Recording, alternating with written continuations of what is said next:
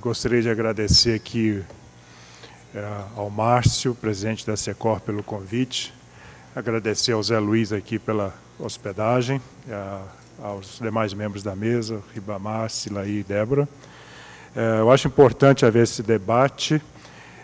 O Ribamar tem toda a razão nas colocações dele. Eu estou envolvido com esse projeto desde 2009, já trabalhei com o autor do projeto, o senador Tasso Gereissati, depois trabalhei com o senador Arthur Virgílio, não trabalhei com o senador Dornelles e agora estou trabalhando com o senador Ferraço, que é o autor do substitutivo que está sendo discutido neste momento, né?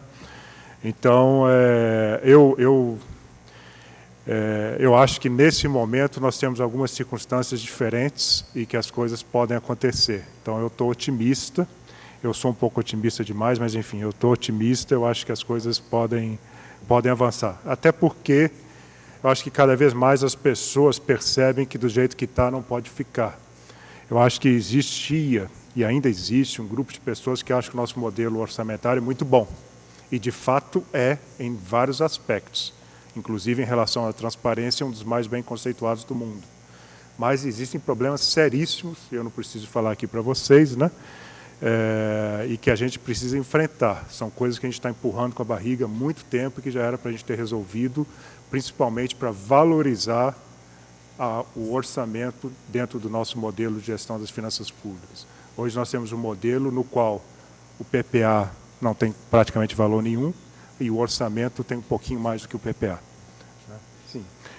Esse foi o diagnóstico inicial, um diagnóstico bastante batido aí, eu acho que todo mundo já ouviu falar, enfim, todo mundo, eu acredito que haja uma concordância alta, pode haver uma divergência aqui ou ali, mas enfim, como eu estava falando do PPA e da LOA, né, nós temos uma lei orçamentária em que as despesas são excessivas em relação à capacidade fiscal do Estado, isso há vários anos ou décadas, né, ficou muito mais transparente a partir de 2009, com a crise econômica, mas já acontecia antes de 2009, né.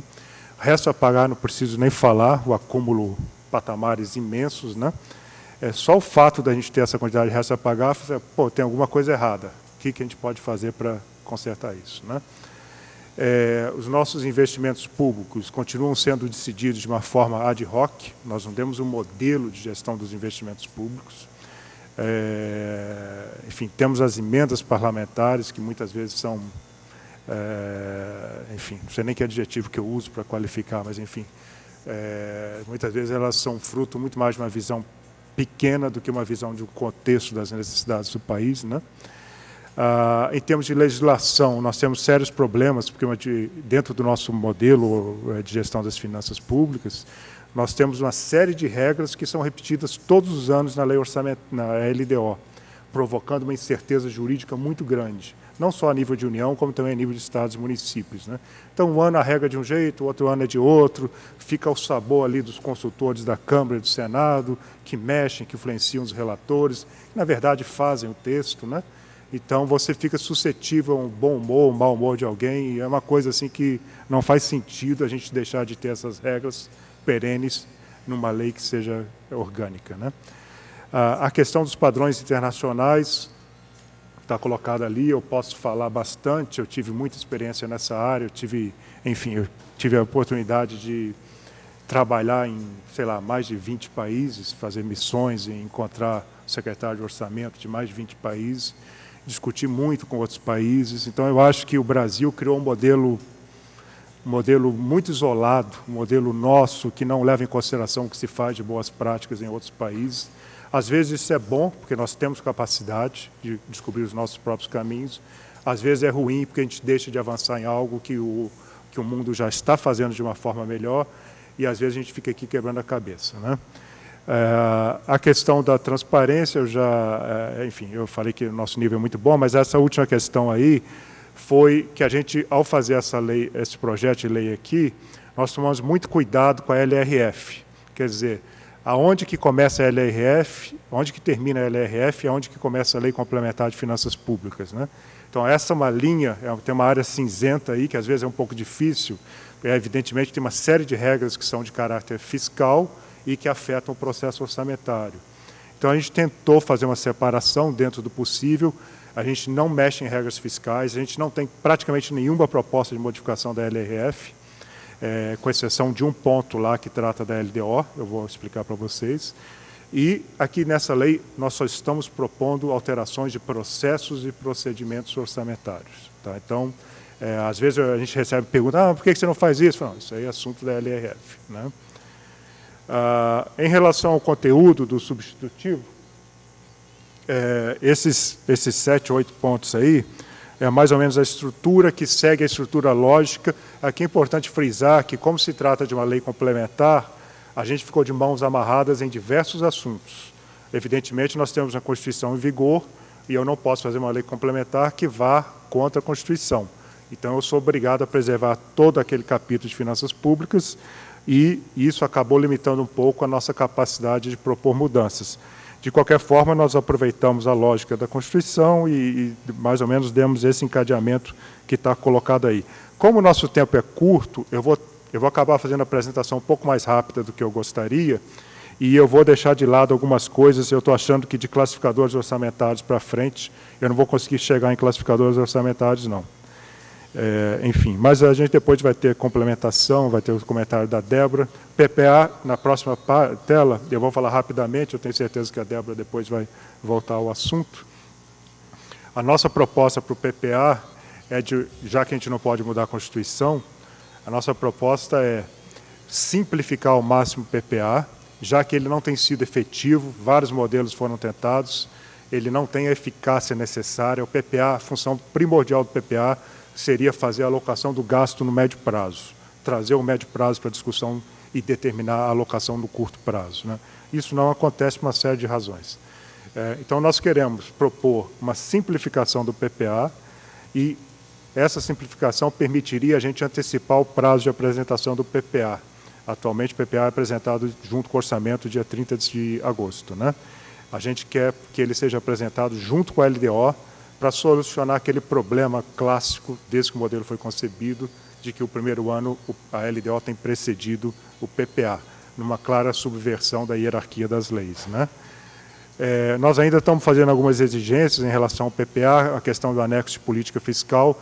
Ao mesmo tempo que a gente fala em simplificar, a gente passa a exigir um anexo de política fiscal com a perspectiva de 10 anos, mas é importante ver que isso é só para os entes da federação com mais de 200 mil habitantes. 200 mil habitantes, nós estamos falando de 133 entes. O último dado que eu tive era 133 entes. Então, são os municípios maiores que têm uma capacidade maior. A gente acha que eles conseguem fazer um anexo prospectivo. E um outro ponto, na tela ali deve estar em vermelho.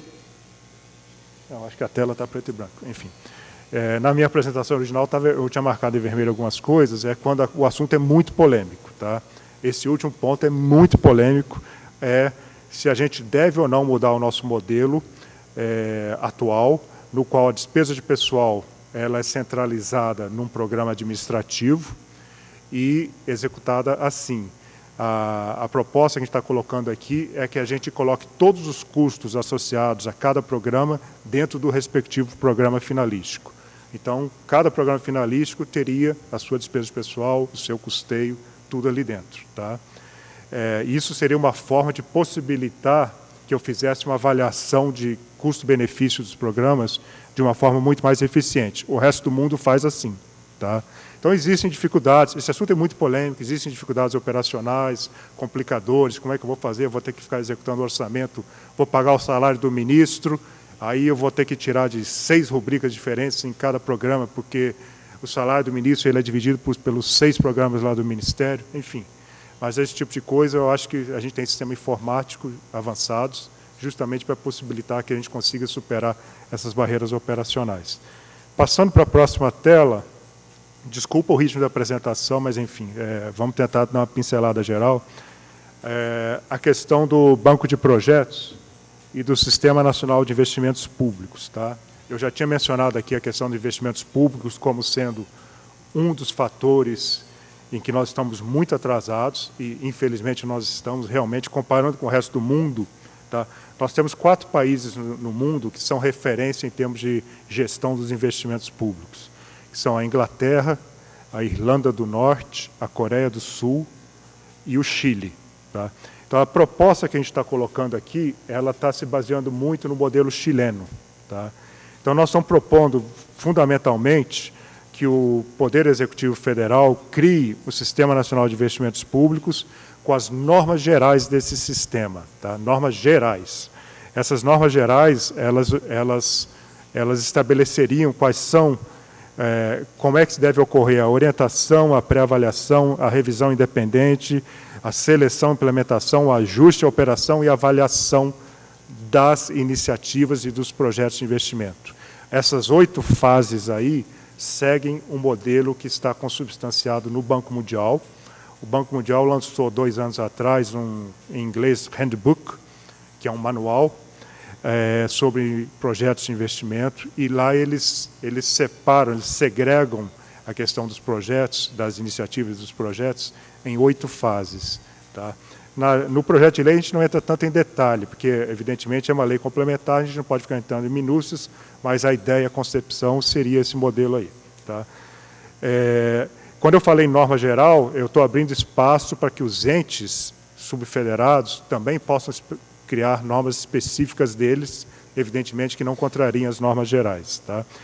Para apoiar esse sistema, nós teríamos um banco de projetos, que seria um sistema informático, georreferenciado, aberto à população, qualquer cidadão poderia ter o direito de entrar no sistema, ver no município dele, no bairro dele, examinar qual projeto está sendo desenvolvido, quanto está previsto gastar, quanto já gastou, quanto está sendo gasto naquele ano, quanto falta gastar, em que etapa que eu estou, o que foi feito, todas as informações.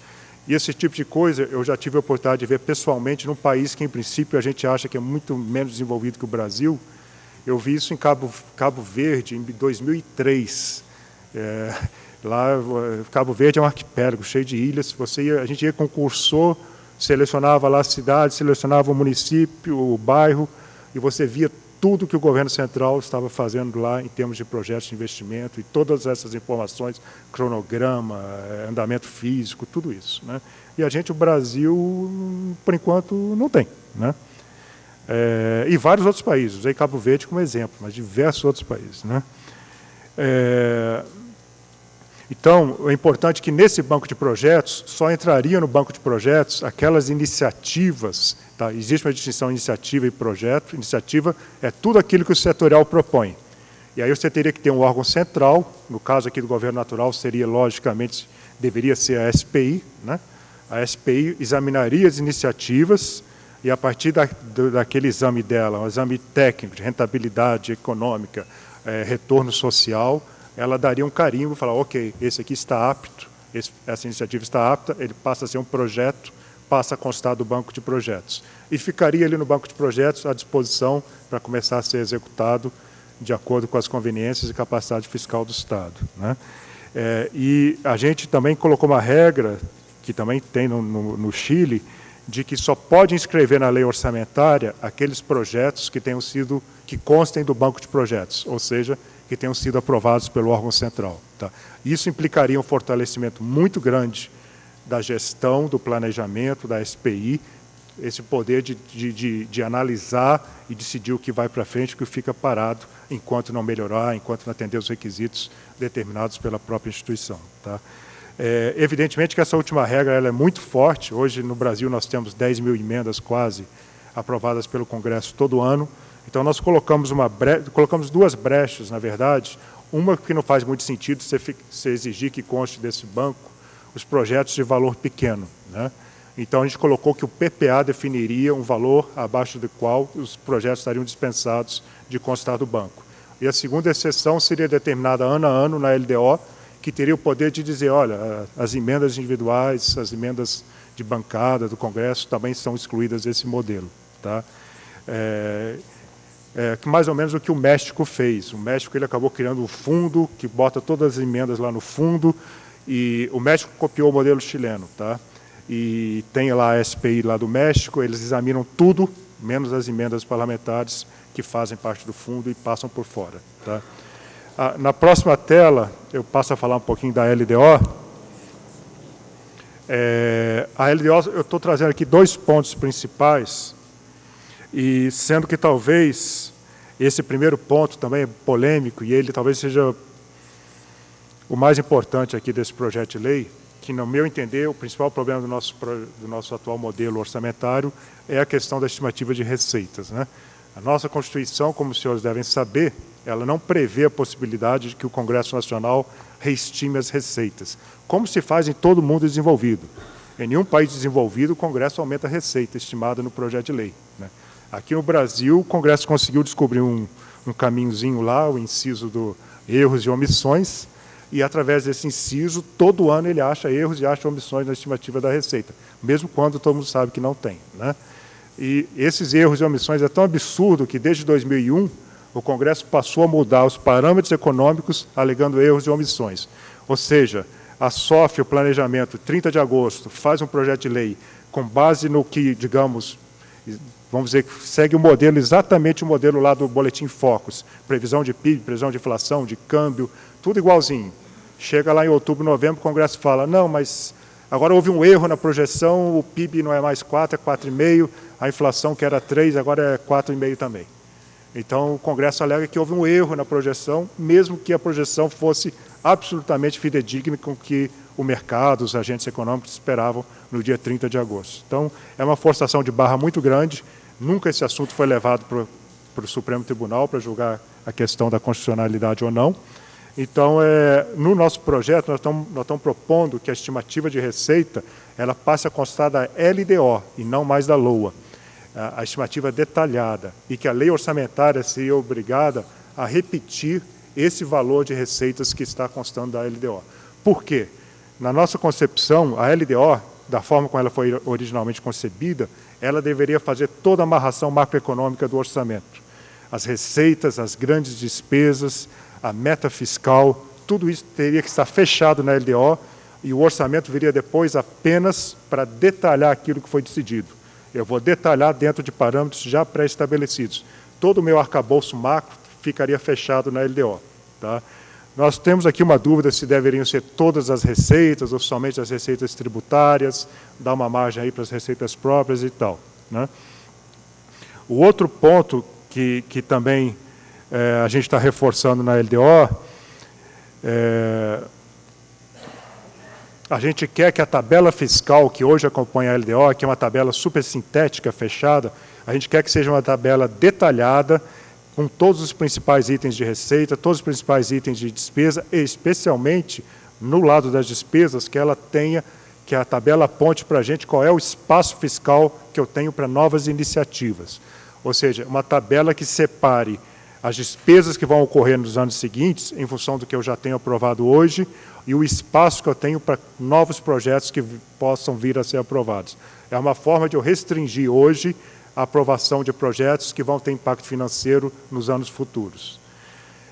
Para finalizar, o Ribamar já passou aqui o bilhetinho do tempo, a última tela aqui vai ser da lei orçamentária, o resto, enfim, eu acho que essa parte central é mais importante para a gente. Na questão da lei orçamentária, a gente coloca uma regra que se o Congresso, caso o Congresso continue querendo brincar de estimar a receita, que ele tem o direito de fazer isso, não quero podar esse direito entre aspas, mas que qualquer excesso que o Congresso identifique tenha que ser incorporado ao orçamento no ano seguinte através de um crédito adicional. Então, o Congresso, no fundo, eu acabo com o estímulo que o Congresso tem hoje para reestimar a receita, que, obviamente, a única razão que o Congresso reestima a receita é para incluir novos gastos, incluir as emendas. Então, seria uma forma de desincentivar o Congresso. E também nós estamos propondo um anexo na LOA, identificando todos os projetos plurianuais e exigindo que eles tenham, que seja apresentado o cronograma de execução financeira deles. Ou seja, eu quero saber na lei orçamentária quanto que eu já estou impactando nos anos seguintes, além do ano do orçamento. Então, eu quero saber exatamente esse fluxo para eu saber quanto que eu estou comprometendo neste ano dos anos seguintes. Os dois últimos pontos, também é polêmico esse ponto aqui das receitas pertencentes a outros entes, né? A gente está propondo tirar da lei orçamentária, não só da União, como também dos estados, todas as receitas que não sejam próprias daqueles entes. Então, receitas que a União arrecada, mas que constitucionalmente ela é obrigada a repartir com estados e municípios, não faz sentido constar do orçamento da União. Isso deveria ser simplesmente uma operação de tesouraria feita pelo Tesouro, com toda a transparência, evidentemente, com consulta fácil no site do Tesouro, para saber se aquilo realmente está sendo feito conforme os coeficientes lá do TCU. O último ponto é uma questão menor, uma questão de prazo. A gente está dando 15 dias depois do prazo da União para que os estados encaminhem seus projetos de lei e, da mesma forma, mais 15 dias para os municípios. A intenção disso é permitir que eles já tenham uma noção de qual é a receita que eles vão receber dos entes superiores, né, para facilitar a esses entes na hora que eles forem elaborar suas próprias propostas orçamentárias. Muito obrigado, desculpa, foi um pouco corrido, mas, enfim, eu acho que o fundamental foi abordado inicialmente.